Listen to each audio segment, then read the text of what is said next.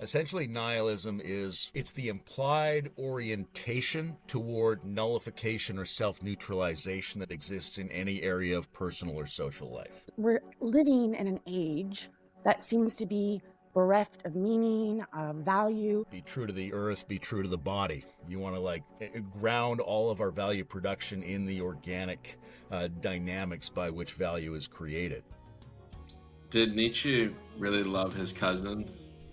Oh dear Diotima, tell me why do the things that are beautiful always have a darker side? Oh dear Diotima, tell me why is the good never good enough? Underneath the dirt and scar is an old and familiar face. All right, welcome back to another episode of Platonic Mysticism. The latter, Journeys in Platonic Mysticism. Today we're joined by Layman Pascal. He was on a few weeks ago, and we had a wide-ranging discussion on a variety of different things, including shamanism, the path of one's life, so on and so forth. And today we wanted to come back to why it is that we're thinking about things like shamanism, because we're living in an age that seems to be bereft of meaning, of value, and this is what Friedrich Nietzsche called nihilism. And so I'm going to ask Layman, if you don't mind, could you explain to our viewers what nihilism is? Sure. From my point of view, nihilism is definitely not the propositional assertion by a conscious socialized mind that reality has no existence, value, or meaning. Right? That's a sort of straw man. We sometimes think about this. If you saw The Big Lebowski, remember the nihilists? We believe in nothing, Lebowski. Right? It's not that. If anything, in Nietzsche's view, that's a minor and late stage of nihilism is the conscious recognition. And in many respects, that's already where it's begun to turn around and heal itself. Essentially, nihilism is it's the implied orientation toward nullification or self-neutralization that exists in any area of personal or social life. So there can be a cognitive nihilism, there's emotional nihilism. Like there are ideas that you have that kind of ruin your capacity to have ideas. There are emotions that move against your emotional system. There are physical behaviors that undermine our physical health. There's this whole sort of ethos of nihilism, which involves the use of values that undermine our capacity to value things.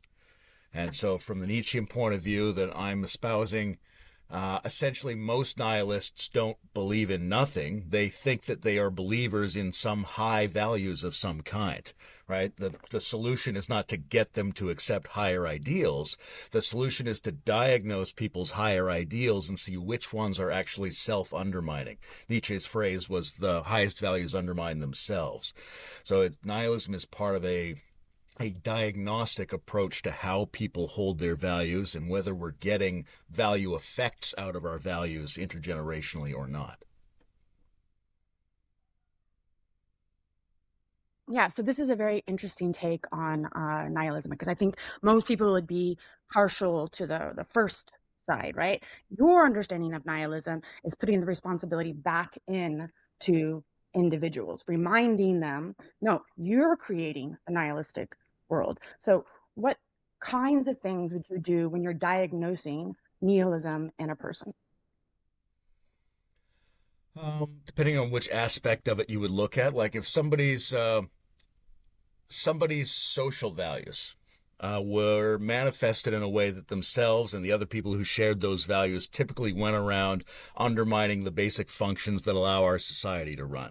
So you look for things like that. If somebody's cognitive values asserted things that were impossible to cognitively appreciate, if somebody's emotional values are such that acting on them would suppress, undermine, or marginalize the full human emotional spectrum, I would look for things like that. And then the solution to it is complicated. The solution is trying to embrace as many of the different sorts of energies and values that a being can hold and get them as aligned as possible. And when a system is healthy, and then health becomes Nietzsche's sort of meta value of how what you use to diagnose other values is whether they're healthy or not. But the symptom of health seems to be whether or not the component parts of our system of valuation are capable of producing an excess coherence or not. Whether we can get like a more intense, broader, distributed sort of value coherence or not. All right, so you brought up a key term, and this is the notion of health, right? And of course, we use health in the medical world, we use it in the psychological world, but we don't often tend to think of it as part and parcel of the philosophical world. How is it that philosophers like Nietzsche are offering an alternative conception of health? And maybe it might help to be thinking about philosophy in the classic age of the Greeks or the birth of tragedy with regards to, yeah, diagnosing a culture as Nietzsche did, but then also sharpening his focus on certain types of personality that can, in fact, do the work of creating a healthy culture.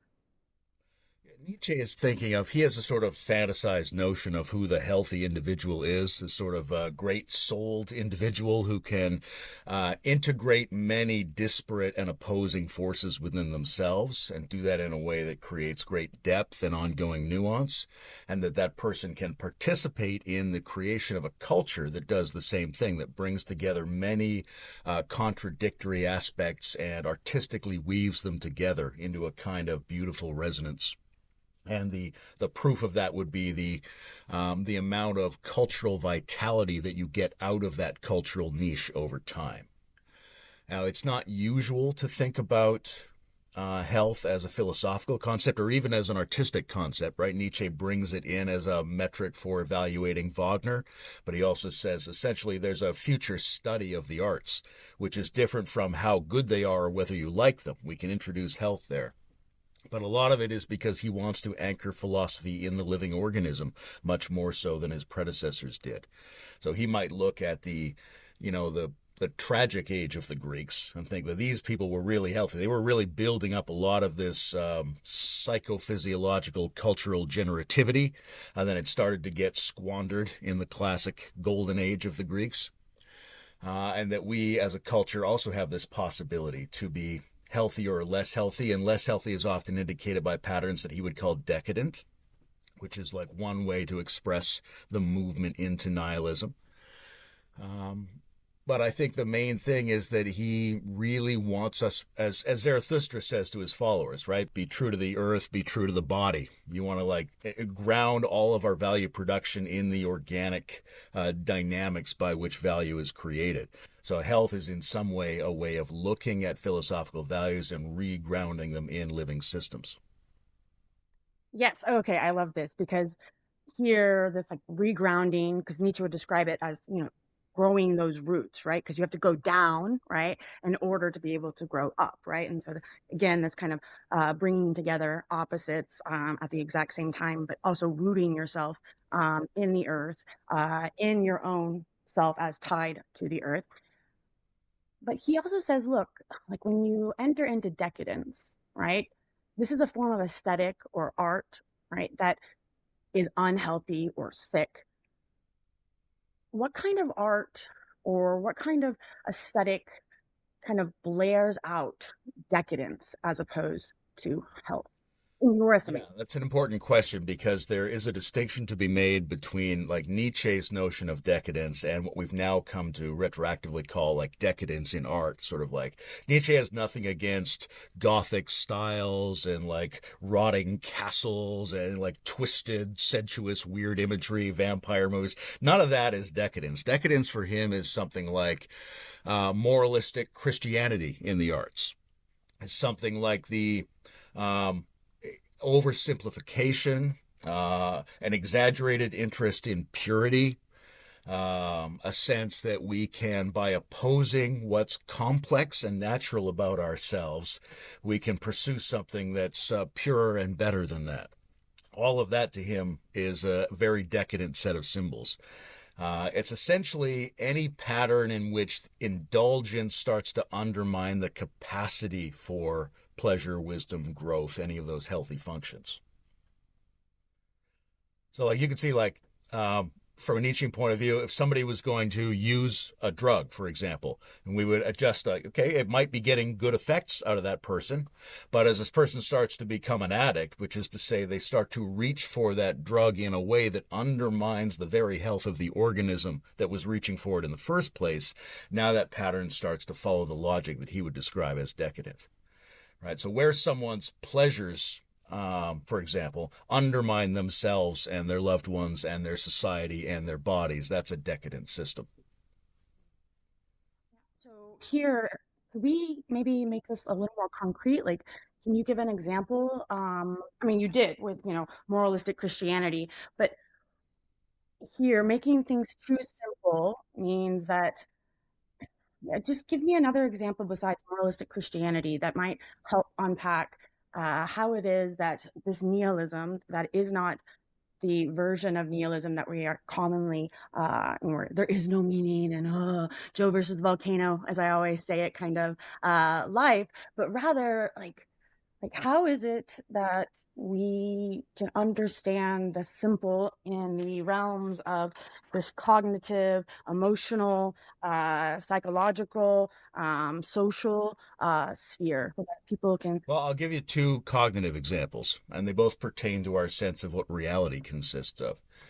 So one decadent or pro-nihilistic idea would be the sense that reality is what you make it. Reality is whatever you want it to be, right? So the implication is that prior to doing any of that, reality is essentially nothing.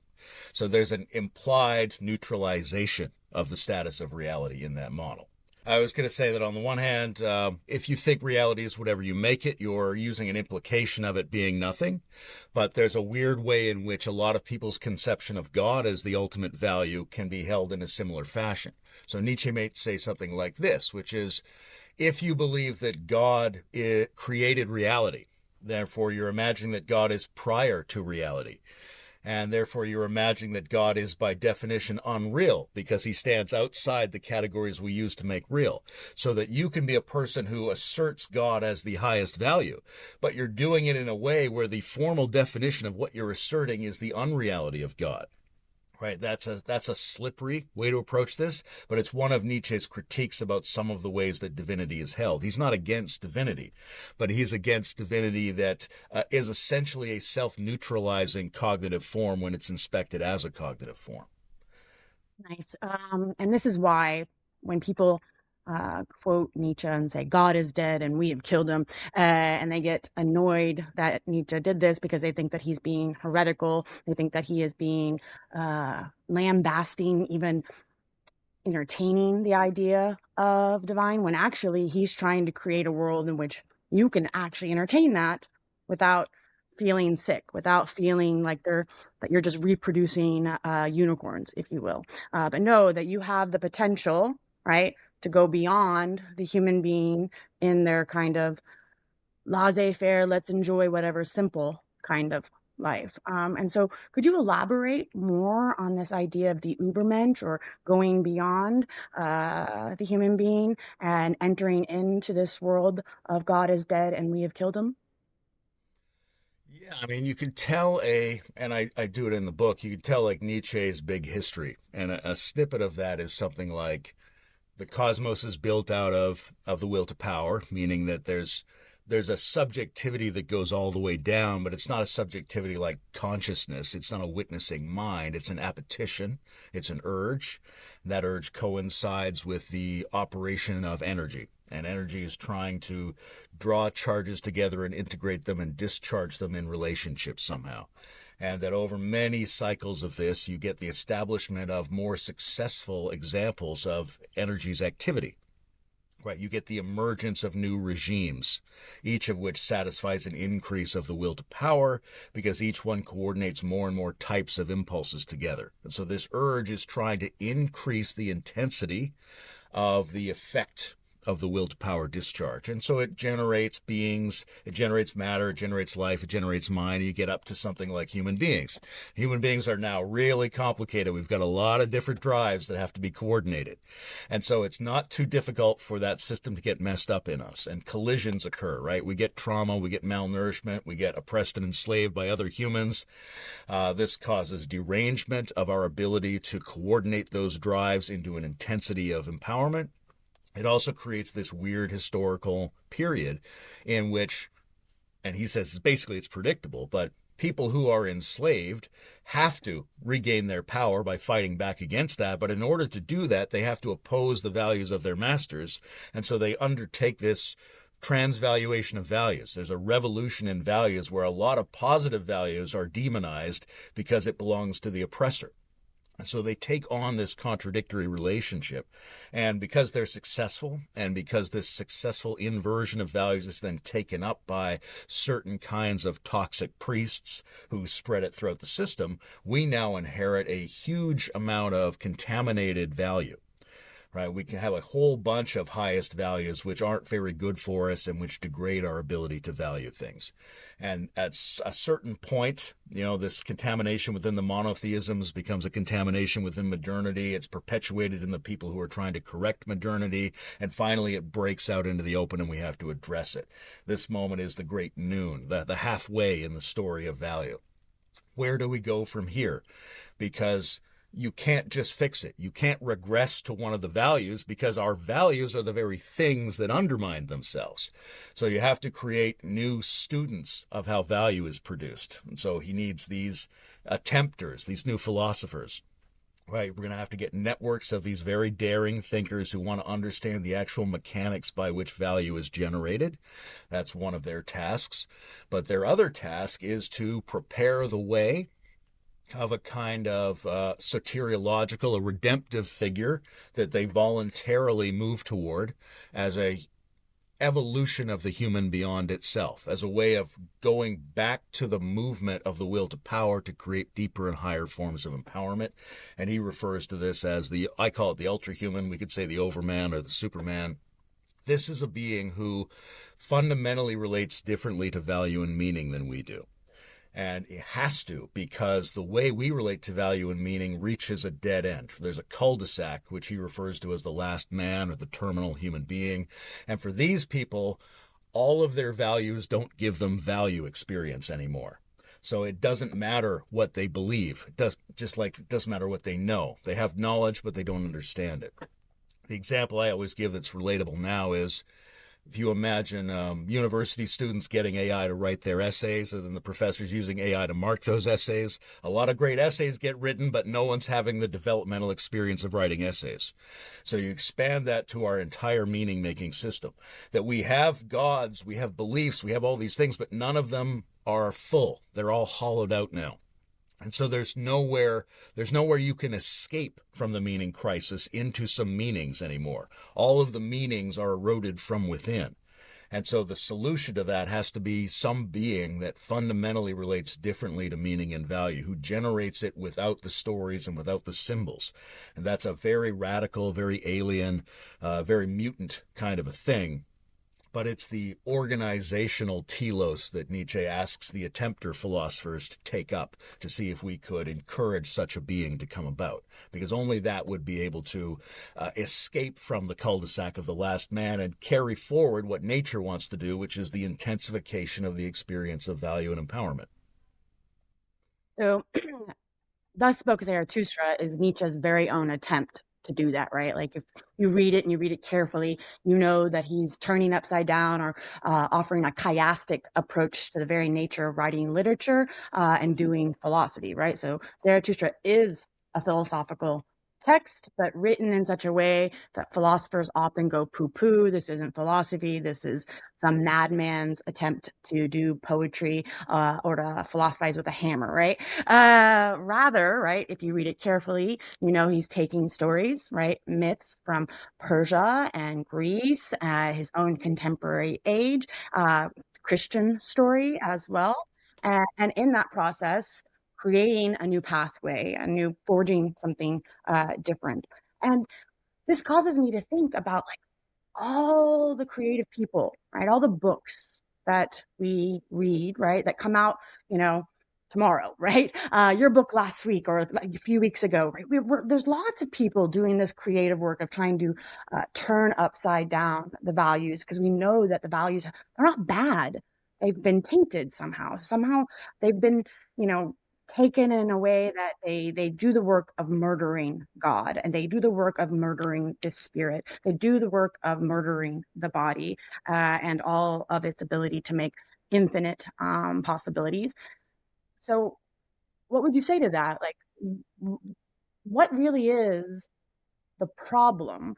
Because when you were speaking, I also thought of Foucault, right? And how Foucault is a natural inheritor of this kind of Nietzschean idea that, well, it's not a big system change that we need. Rather, it's the passing on the discourses that are the work of power from each individual to each individual to each individual.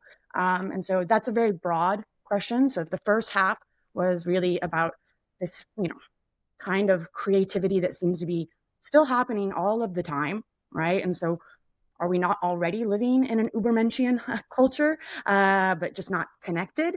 Not versus. And how would you respond to the idea that as individuals, we kind of either perpetuate as individuals a nihilistic world with each other, or one in which we pass on the baton of this constantly creating anew?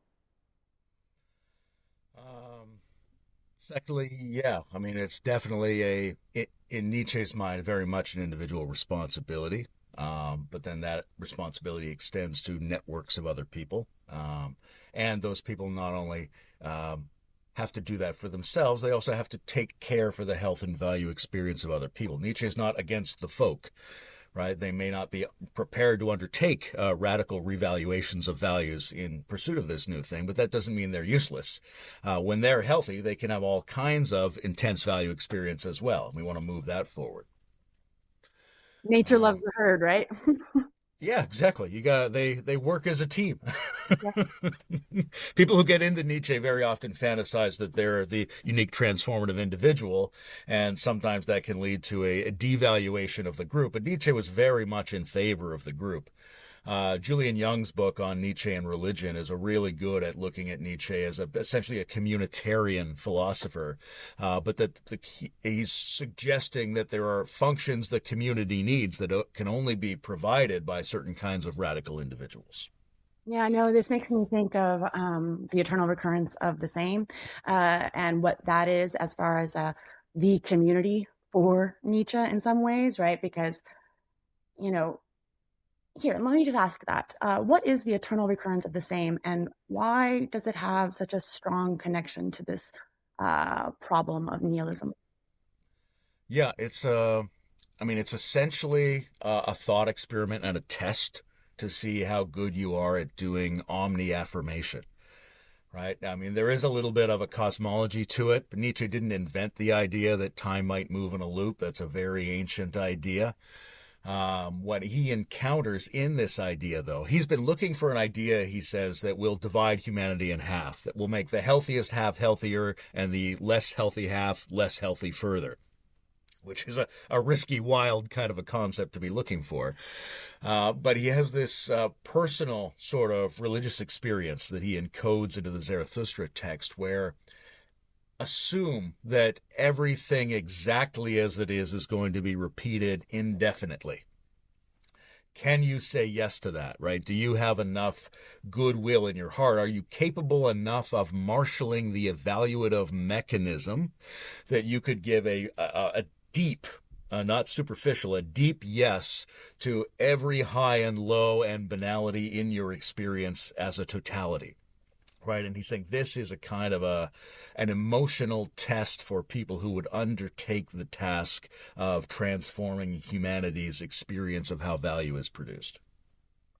Now, there's a kind of there's also a bit of a shamanic element to that as well. Like if you've ever watched somebody do ritual gesture, they move with a certain tempo, a certain kind of Tai Chi tempo, and there's a way to think about that as they're moving with the presumption of indefinite duration, right? Because from Nietzsche's point of view, you're also never in the objective position to know if everything's going to eternally recur, right? You're not outside the system whereby you could know that.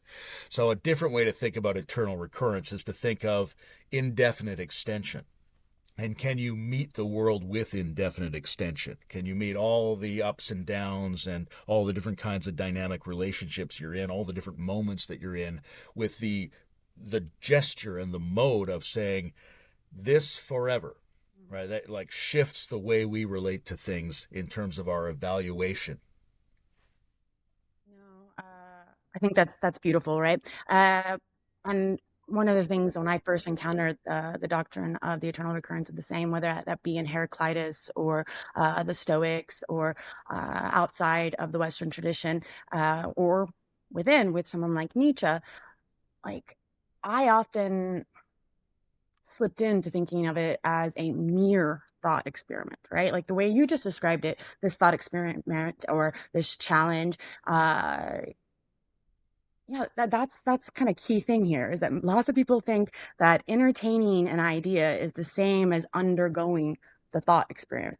So could you give examples of how, so when I try to think about the eternal recurrence of the same, and we do this kind of cosmological life affirming project of affirming many different things, I often go to, the person who is never known, right? Whose suffering never mattered or never made it into the books, who, just, some nobody, right? Not your Nietzsche's, not your Diotimas, not your Socrates, and say yes to that, right? And say, that's that even in that lowliest of lowliest wretch, in your loneliness, as Plotinus might say, you're alone with the alones, right? That even that person is tied in some such sense to health. Because I think this is what Nietzsche's doing, and sorry, there's my Texan accent coming out, doing in the fourth book, right? This is what you said is the redemptive process, right? This like, even when I killed God, right, with the ugliest human being, I was doing something amazing, right? Because I think Nietzsche went to that dark place of being like, I've got this wisdom. I've got these ideas. I know that I have to turn them anew. I know that I have to, keep writing these books that nobody's going to read, or at least right now. And, still say, yes. I mean, this is, I believe, again, what the ugliest human being is in book 4, where even that has to be said, yes. What would you make of that? Do you agree, disagree? I agree, and I think there's a quote from the neo-Hindu philosopher Bhagwan Rajneesh, who said if Nietzsche had been born in a country with meditation, he would have been greater than the Buddha. Now that's, Rajneesh lied a great deal, but there's something to that idea, which is to say there's a contemplative deployment. There's a kind of yogic psychotechnology implied by a lot of these Nietzschean ideas that I think he experimented with, and it's unclear how far he got with those. But there's a sense in which you have to be able to mentally and emotionally decontract your recoil from existence and have a generalized, coherent embrace of all the elements of reality, regardless of what you think the implication of those elements are. And that is something you find in Sufism. It's something you find in Zen. You find it in esoteric spiritual teachings around the world. So it's not unique in Nietzsche. It's just that when we think of Nietzsche, we tend to think just philosophy, and we don't think of the unpacking of it as a spiritual psychotechnology. But I think he did definitely experiment with the attempt to be the universal embracer, which doesn't mean you're not making evaluative choices and decisions as you go. It means that the root of your relationship with the unfolding of events and with what you are is essentially a positive one, and there's a strategy. It's not just to accept it. It's that by accepting it, you line it up better with the overall value trend of the unfolding cosmos.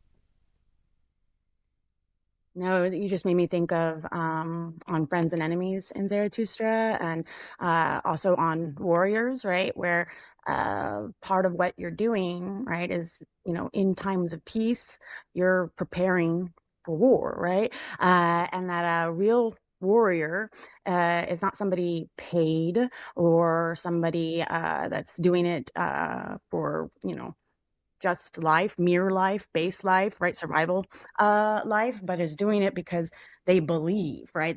They're showing, right, that they are ready. They've been doing this kind of work.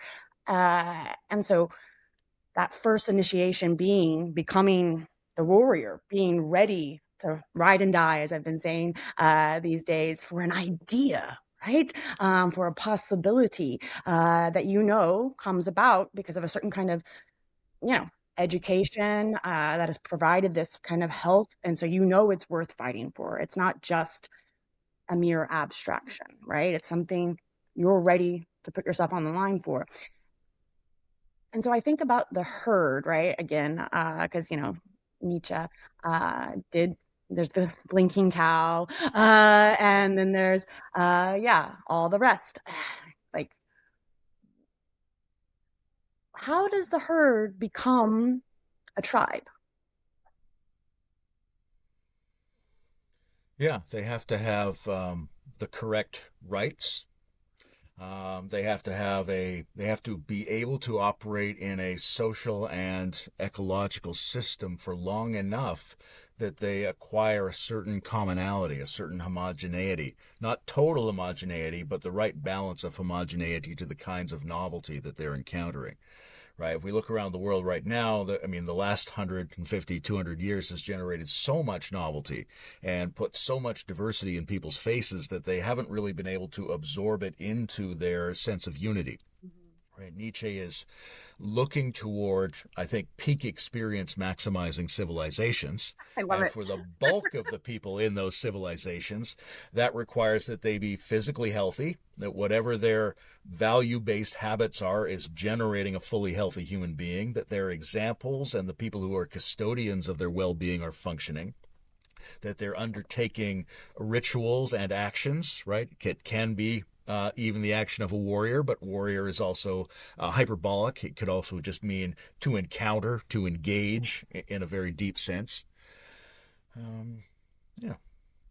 No, so here now I want to get into that kind of nitty gritty, right? Because this made me think when you said this about, because you're trying to balance the herd versus individual, right? And going back and forth, because one of the problems in our age, or in Nietzsche's age, at least according to him, is this kind of great individualism that is actually no individualism at all, right? It's the lonely list. It's the individual all by themselves without a network.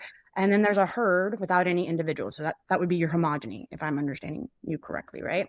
And so that balance, right, he thought was reflected in heroic culture of the Greeks, right? So that, look, we got something like the Iliad, right? Where we got all these different heroes doing all their various different things. And they're in this kind of, battle, and they're fighting it out. And that being part of what that beautiful or healthy world would look like is recognizing that we don't all need to say the same thing, but we have to have some values that make it possible where that's a beautiful confrontation.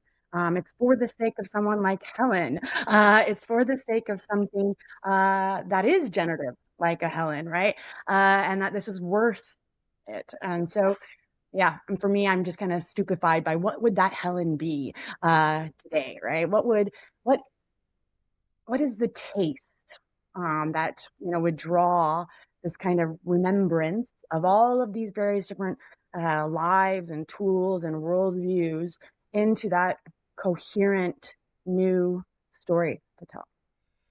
I think there's sometimes let's say, a very modern tendency to think we could author the story and sell it to the people, and then they would coordinate around it and we would have our new meta-narrative. That doesn't seem to be how any of the functional narratives were generated anciently. They were cultivated over a long period of time in a kind of Darwinian sense of proliferating mutations that got culled down to which ones proved adaptive. So I think Nietzsche would think more in terms of what are the processes we undertake that would contribute to the emergence of those stories, those figures, those shared appreciations somewhere down the line. One of the things he really respects is the attempt by a culture to reflect back to themselves the virtues that have allowed them to succeed. So in the Iliad, the punchline is Odysseus is the hero, right? And then you get a second volume, which is all Odysseus, because none of the great warriors succeeded the way his cunning and daring succeeded. And in the figure of Odysseus, the Greeks, to some degree, reflect back to themselves what they think is their special gift for organizing their own set of inner contradictions into something viable.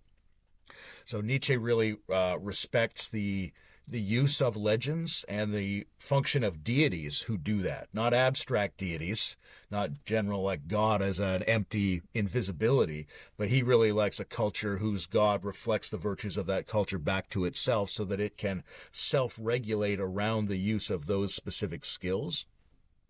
He's also really interested, I think, in, and whether he can do this as a person is uncertain, but you have to break your heart to get there, right? You have to be able to let go of the previous set of values. You have to be able to accept the tragic nature of the world, right? The accusation that the wise madman makes to the atheists who believe that God is dead is that they haven't grieved that death. They haven't taken it on board. They haven't really gone through it. They just think, oh, great, we don't have to believe anything. That was stupid, right? It hasn't emotionally touched them.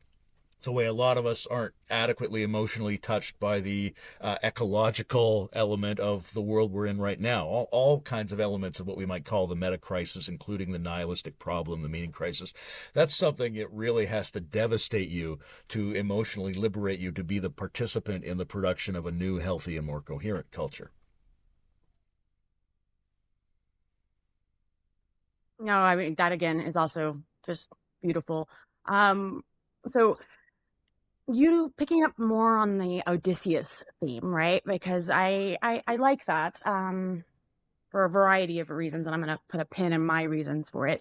But Odysseus had to go on a journey, right? Which involved, heartbreak of being not in Ithaca, right? Not with Penelope, but having to go from this war where he was the kind of man that would advise the Achaeans to throw a young boy over a city wall, right? So that kind of like, this is what he's using his wiles for, is to kill young children without any sense of shame or remorse.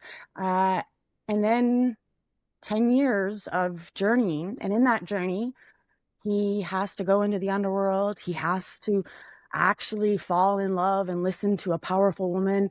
And only then, right, is he going to be able to make his way home. But ultimately, when he makes his way home, he's still going to lose. I mean, his dog is going to die right in front of him, right after waiting for so long. Penelope has been, going through the trauma of having to deal with all of these other people trying to court her. His son, right, is now a man.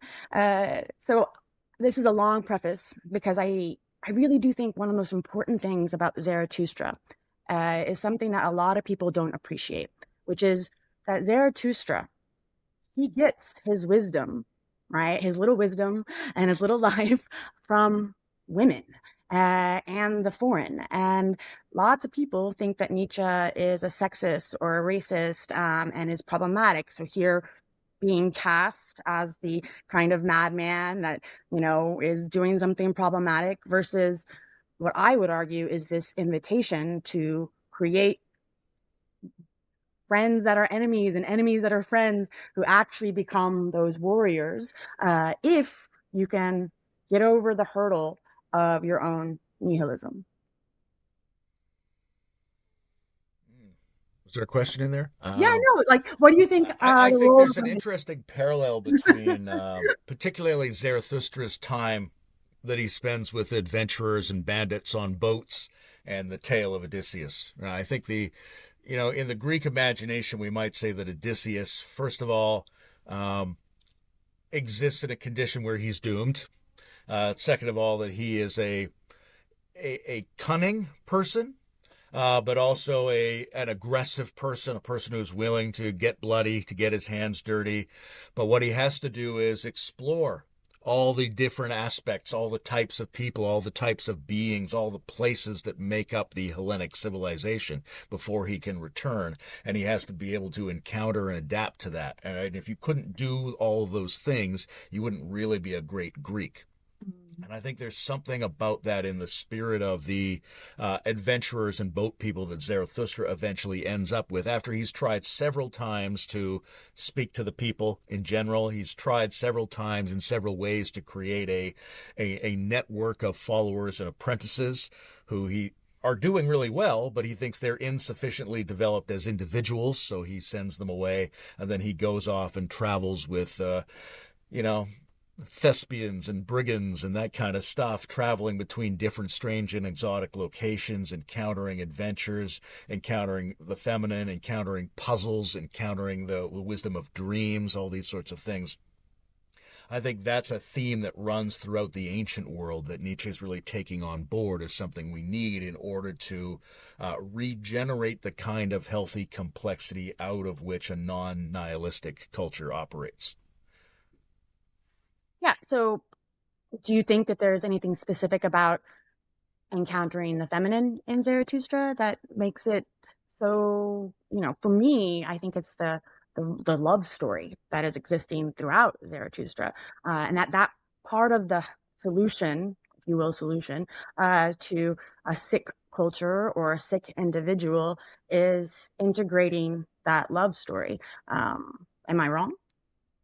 I don't think you're wrong, and I think we see the Theseus-Ariadne relationship throughout the mythos of all Nietzsche's writings, sometimes transposed onto things in his personal life and sometimes set free in the abstract.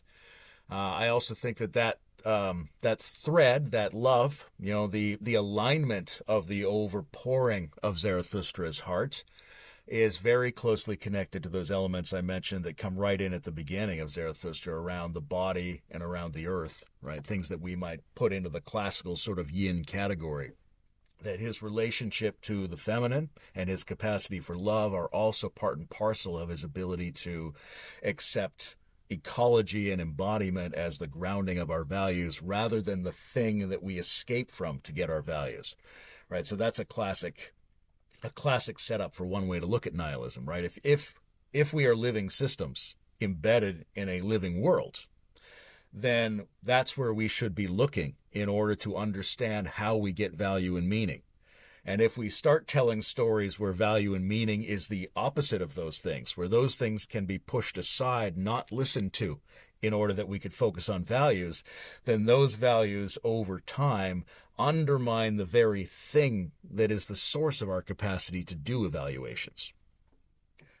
I often think of like a guy like Wilhelm Reich, who's a problematic character in some ways, but also an interesting, brilliant thinker in others.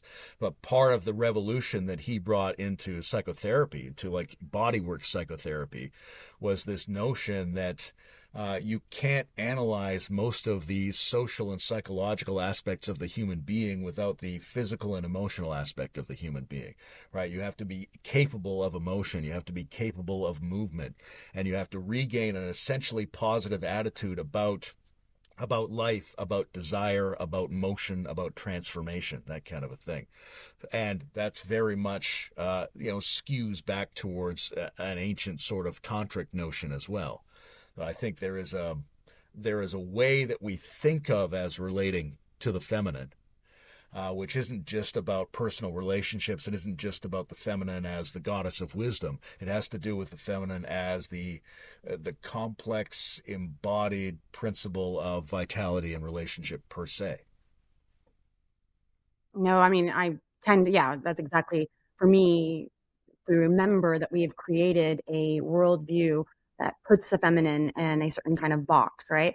And that box is what isn't valued, right? And so perhaps it's the feminine, right, that hasn't been tainted yet by our current culture, right? That there are things in the feminine which we don't normally value, that it's time now, right? Things like intuition, a God that dances, a God that feels, a God that creates or generates, something always infinitely new, right? So that I would argue that near the end of book 3, when we get this kind of Zarathustra who whispers in the ear to this feminine, blonde Ariadne type, that he knows the secret of the eternal return, and that most women just know this, right? Or most feminine know this, and so it's finally nice to hear a man say it for once, right? Where it's finally nice to see them doing that work of turning the world upside down so as to balance things back out and to integrate and have it within your emotions, your body, and your spirit, and who knows what's beyond. And so, no, I tend to find that quite nice. And so one of the things that have been coded as feminine, and you mentioned it just a few minutes ago, is dreams, right? And in Zarathustra, there's a particular dream that I think is fascinating, where he goes into this kind of fever pitch, and then he has a dream about being in a graveyard and then tells his students about it. Do you recall? And if so, like, what do you think that dream meant? Or what do you think dreaming means for Nietzsche? How is it part of the meta crisis and its overcoming? I think Nietzsche is, and we might have talked about this a little bit last time, in some ways he's the reintroduction of the shamanic into the Western philosophical lineage, right? He's all about, especially in Zarathustra, it's about dream and vision and totemic animals and sacred naturalism and all this kind of stuff that actually runs through Nietzsche's personal experience as well. If you read books of his letters and things like that, he's been seduced into the dream world his entire life, all kinds of talking animals and ancient evolutionary aspects of the ecosystem. So I think the relevance of dream for him, well, it's twofold. I think he's just temperamentally disposed toward the dream world with all of its vitality and its personally oriented idiosyncratic meaningfulness. But I think because of the way he holds the notion of reason, he's very much open to what we might think of as transrational sources of wisdom as well, which he also reads into the ancient world, right? The ancient world is full of dreams and visions and going to see the oracle and the priestesses of the oracles and things like that. That was considered an important and normal part of how an individual increases their coherence and empowerment on the wisdom journey. So I think that's what he has in the back of his mind, but he doesn't prioritize left brain linear waking state rationality the way a lot of the previous philosophers have done. He's very much a critic of the privileging of that particular form of sense making. So he's open to vision, he's open to dream, he's open to personal experience, he's open to death and nature and animal and love as additional sources of the wisdom that make us up, because he's strongly suspicious of the clarity of the line that we think separates the reasoning mind from the unreasoning mind. There's as much logic in the unreasoning as mind, and there's as much unreasoning in the reasoning mind. And that doesn't mean we shouldn't do reasoning. It just means we've got to be very clear-eyed about how we explore those dynamics. Yeah, no, I mean, this is what I love about Nietzsche, is like kind of just having to sit in the paradox of it, where, unreason, madness, the lie, all of it is part of this strategos, right? This kind of working out of a strategy, this Metis-like ability, which, goes back to Orpheus and the Orphic mythology and all that fun stuff. And so here, like, one of the things that has turned people off to Nietzsche, I think, is the problem of the proof is in the pudding kind of scenario, where the story of Nietzsche's demise into madness, and possibly got syphilis from prostitutes, all these like myths about what actually happened at the end of his life, prevent people from thinking, this is a paradigm, this is a shaman, this is somebody worth following and pursuing and as I like to do with Plato, read and reread and read and reread again for all the kernels or the nuts, as he calls them, to crack that eventually become more than just riddles, but ways of life. So that, yeah, like, how would you help a student get past the kind of ugly image that Nietzsche has, or Nietzsche's persona has, because it prevents them from seeing that there's any fruit in this journey, right? Because they think, oh, I'll just kind of fall into the abyss of chaos, and yeah, never the twain will I whisper in Ariadne's ear. I think back to my own involvement with Nietzsche, and it's partly because there's an element of excitement in the danger of that. Like, what if I'm dealing with a lunatic here? That's not necessarily off-putting to everyone. For some people, it's an enticement. I think his humor is a way into him, right? But I think one of the most important things that one can put forward is the idea that he welcomes being misunderstood and misinterpreted. He's constantly trying to dare himself to be willing to be misunderstood, right? That there's a huge risk we all are afraid to take in being completely unseen.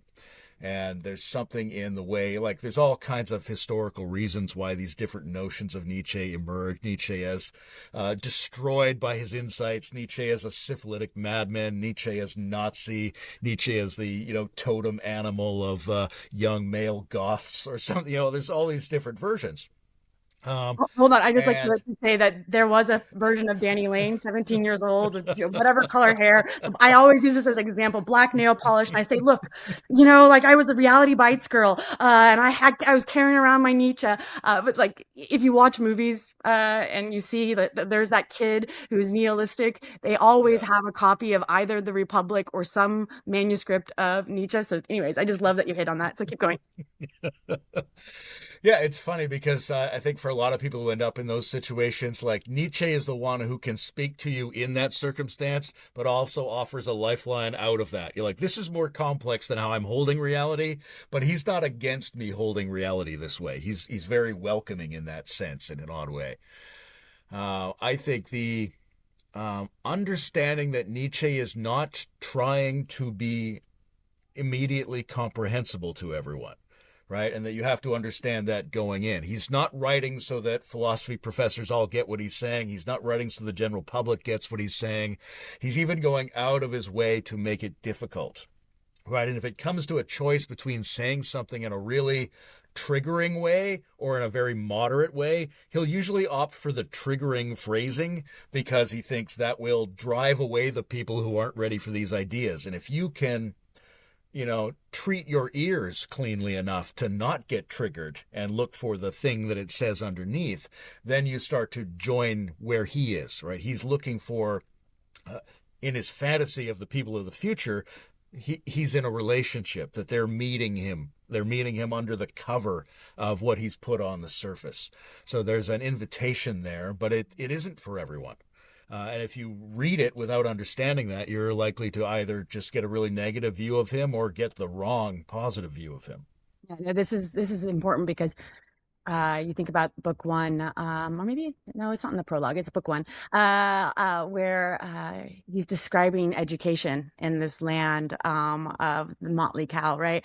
Our current state of education versus what he's offering, this kind of trigger in education, the kind of education that may actually wake you up, as philosophy has been trying to do over and over and over again. That the education of the town of Motley Cow is one in which they preach get good sleep, and so that you're paying $80,000 a year to learn to get good sleep. And so, yeah, first off, let me just hear what you think about that, because it kind of helps us remember that maybe one of the things that we have to be creating are new ways of being educated. Because if he's right, that all education right now is about just putting people back to bed, then they won't ever think to do that dangerous risky, crazy thing. They won't dance at night, right? As he recommends, alternatively, as a better panacea, I guess. And so, yeah, what do you think of the state of education, and what would you envision it being in the future? Yeah, he saw it very close up, right? As a very young professor, teaching people who weren't much younger than himself. He was constantly seeking methods of education, and what he writes in Schopenhauer as Educator, which he later reflects on from Ecce Homo as, it should have been called Nietzsche as Educator, because I don't know that Schopenhauer did any of these things. He has these notions of how it should work, where you want to sort of find the person's main skill set and try to unfold that. You want to help them admit and struggle with the contradictions in their nature to a point where they can stylize and harmonize who they are and build up that capacity for generating a unity rather than counting on a unity being there. This notion of sleep reminds me of Gurdjieff's work, who I also wrote a book about. In Gurdjieff's work, there's a sort of, he calls it the inner evil god of self-calming, right? That we're always sort of undermining the degree of energy that is available to us in our response to circumstances and ideas, right? We always are sort of returning to the homeostasis of the individual and the social circumstance that we're in. And what that does is it prevents the amount of chaotic perturbation that would be necessary for us to mutate to our next step in our own personal process. Right? Sometimes that's even how I view like thymus in the Greek sense, right? Regular emotions, regular desires might be self-regulating in that they are trying to return you to your ordinary condition. You get hungry, then you eat, and you renormalize. But there's this thymotic impulse to go into circumstances where you might be transformed or destroyed. Right, where you start to act in a far from equilibrium condition. And we have this innate drive because the universe in its chaotic systems has this innate tendency to skew sometimes toward far from equilibrium conditions. And it's in those conditions where radical breakthroughs and radical intensifications of our ability to be ourselves and to experience empowerment, which I would also argue is the experience of beingness in the way Nietzsche is thinking about it. So I think you have to, like he says, have enough chaos to become a dancing star, right? You have to be, when you are ready, because it's not for everyone and it's not for all the time to take these risks. Otherwise, you're just going to be enervated and destroyed. But you have to have an education system that takes seriously the fact that you will need to voluntarily go to edges and be perturbed, enter those far from equilibrium conditions. The other thing I would throw in, though he's not as explicit about this as somebody like Gurdjieff is that we are an inner plurality. We have multiple different kinds of intelligence within us, and our education system would have to address those different intelligences rather than act like we are a pre-unified, rational individual who can just be given prepackaged information that we can then decide about in a reasonable way, right? That's not necessarily educating our bodies. It's not educating our emotions. It's not educating our subconscious. So I think the Nietzschean notion of an educational system that would address a nihilistic culture is very much directed at the multiplicity of internal intelligence systems. Yeah, I wouldn't wish that project. I think about the multiplicity of my own internal world, right? And I'm like, oh, how do we be able to, do that and navigate that, right? And so it's just one of those interesting, imagine the future, imagine the possibilities that can ensue to the human being if we could create such an educational system that that actually supported such a vast, daimonic, multiple world, right? That also is aimed at creating unity. So I want to segue to something that might seem unrelated, but I don't really think it is. But it is what Nietzsche called a free death, right? That one of the things that his little wisdom is bringing him towards is a new orientation that seems just crazy to believe, to where even at the moment you know you're going to die, you say yes, right? And that's a really kind of weird dangerous thing. It dates back all the way to, all those early pre-Socratic thinkers. So I think he was thinking about the value of a free death way back early in his career. But how might you see this as another kind of linchpin to, bridging this relationship between the last human being and this Übermenschian, this more than? What comportment do we take toward? There's an interesting oppositional dynamism between the two things you have to do relative to death, right? On the one hand, we need to be way more comfortable with death, which is, part of the archaic and marginalized, let's say, feminine wisdom of the world. It is there, and we need to accept it and embrace it and not have a culture that looks away from it. Taking that tragedy on board is part of how we ground ourselves in the living system that we're a part of. At the same time, you have to do everything you can in order to not die. So those two things have to work as a team, all right? And we have to become better at taking the contradiction between those styles of passions into account. But what you ultimately want to do, and Nietzsche thinks of himself very much as, in an odd way, as part of the standard history of philosophical figures, right? He's a person who's reasoning his way toward wisdom, and the great sign of having had some success in reasoning your way toward wisdom is that your sense of the affirmative coherence and goodness of your life and the world that you did that in, even if you don't perfectly know that world, is that you could let it go. Right. Now, there's a deviation into like Sloterdijk's notion of ascesis and things like that, that there's a sort of practice of separating yourself from the concerns of life, which Nietzsche argues against, but there's a way of Nietzscheifying it, which I think is what Sloterdijk does. But I think in order to, if you imagine the track of the eternal recurrence for yourself, it's a little bit like imagining you are a Tibetan Buddhist who's about to pass through, and you want to attain the clear light when you cross over so you're not trapped in the hells of the Bardo realms. You want to navigate that passage with the sureness and clarity and alignment that comes from having stylized and aligned your entire life up to that point, so that track, at least imaginally, continues for you. And if you aren't in the condition whereby you can let go of yourself, then you haven't been living correctly.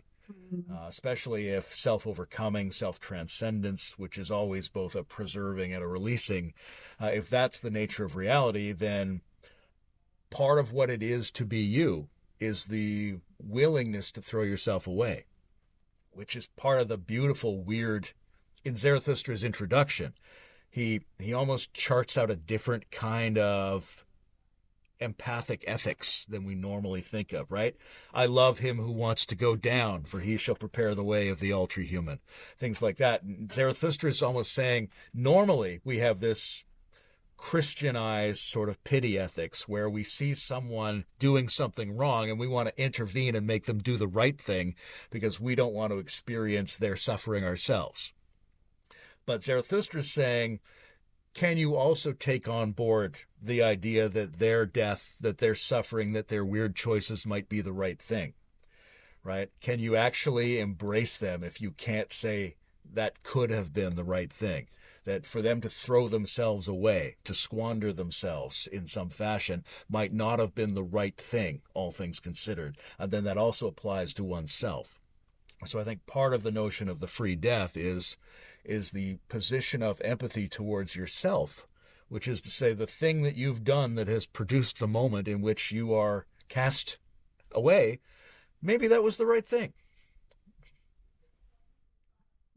No, I mean, yeah, I'm making sure my audio is on. No, I like that, right? Because here, you use the words like stylized your life, right? You've given yourself a story, right? And a story that, you're not the lead, so to speak. You're a part, but you're also the whole, right? So this kind of playfulness with regards to, imagining. And so this is another area in which I think people get tripped up with regards to Nietzsche, which is, the eternal recurrence is a mere thought experiment, right? It's merely something you imagine that you're, making the right choice, even when you got hit by a bus, right? It was purely accidental, and now you're a Buddha over in Tibet, some other time, far, far, far away, right? And what would you say to people who say these are mere thought experiments or mere imagination? Yeah. I think they are. I mean, the word mere. It's like someone like says it's just a hallucination. Like, why did the word "just" get slipped in there? It was a hallucination, but it might tell us something very important. What is a non-mere thought experiment, right? That's a thought experiment where the speculative nature of what you're exploring, which has an imaginal content, it may not be the same as a solid reality, but you have to really take it on board. You have to understand it emotionally. You have to, as if, live it out, not merely hold it in the quarantine zone of it's just something I experimentally tinker with in my mind. It's a real thought experiment. Like Einstein is famous for these Gedanken experiments that he would do mentally, but it wasn't like he just sat there for a few minutes when, yeah, that would be something if you were falling in an elevator in empty space, right? He worked on it for months and years. He said he would think with his muscles. He wanted to physiologically assimilate that thought experiment, right? You have to take it on board as a muscular and emotional and deep kind of a thing in order to understand what it is. Merely to think about it makes it a mere thought experiment. But you can integrate it and assimilate it more deeply, at which point a thought experiment becomes something like a self-transformative tool. No, I think that's great.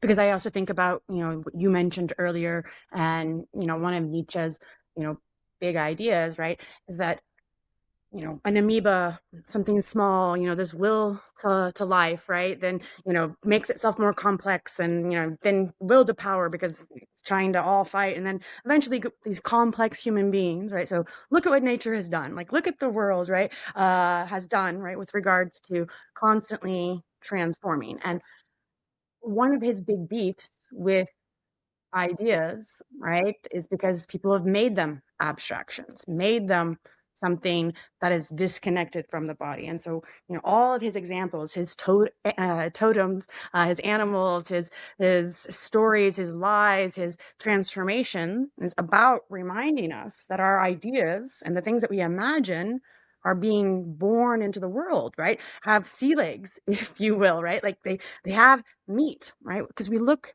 at history, and it's the people who created, who voiced, right, their songs or their stories or their dances or their ways of recreating or reanimating the dead god who, right now is rotting and stinking up the kind of milieu in which we exist. But we can take this suffering god and make him a laughing god, and so that this comes from our bodies, it comes from our desires, it comes from our emotions, it comes from our willingness to do something risky.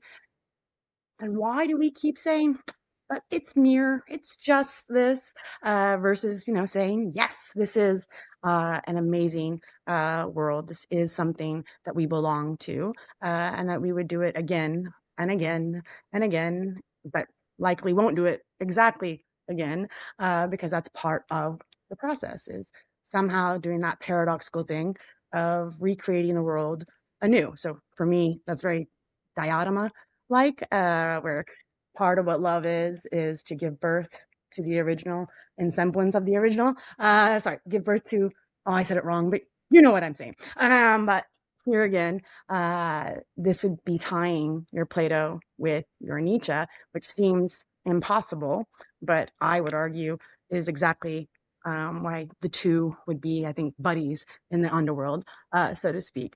Rob, do you have any closing questions or ideas? Did Nietzsche really love his cousin?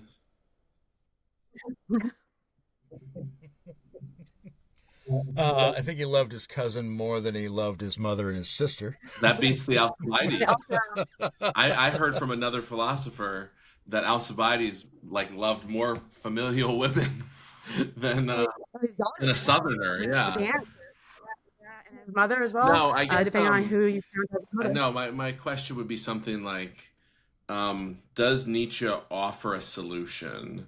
Because like Socrates models what he talks about, and Christ models what he talks about. The Buddha dies meditating, and like so, does Nietzsche like yeah model his solution? To some degree, Nietzsche's solutions are not the same for everyone. I think there's a kind of typological distinction making that he does, right? There's what the bulk of the population needs is not the same as what rare thinkers need, and what rare thinkers need is not the same as people who want to undertake the potential transformation of the human beyond the human. Those are all special cases. I think he dabbles in all of them because he's trying to do a meta discourse around all of that.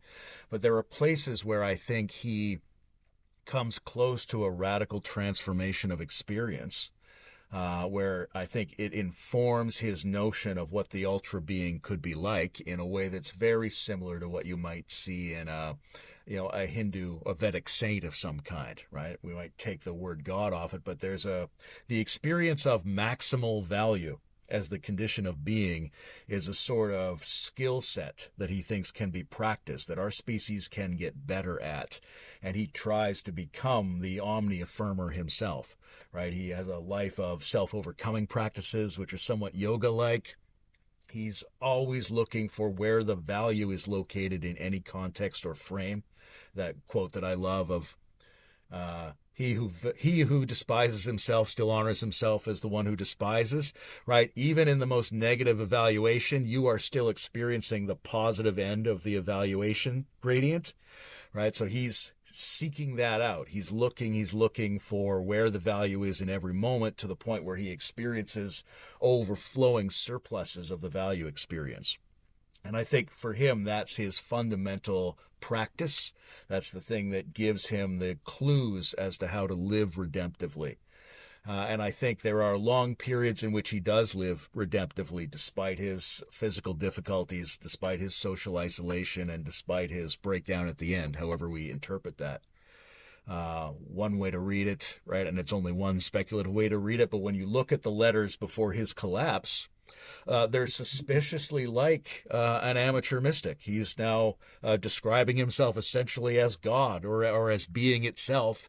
And his personal confession is, it feels fantastic. He's saying he's happy. He's saying he's joyous. He's saying he's overflowing with energy and affirmation. We might not believe him. We might want to buy into a more negative story. But what he's saying is, I feel fantastic and I have achieved it. Well, now I'm mad at people that taught me in college because they never brought up his like spiritual ecstasy or his kind of like the goodness of him. He comes off as this very sophomoric kind of personality that like Danny said, like goth artists are like, oh, I found my philosopher.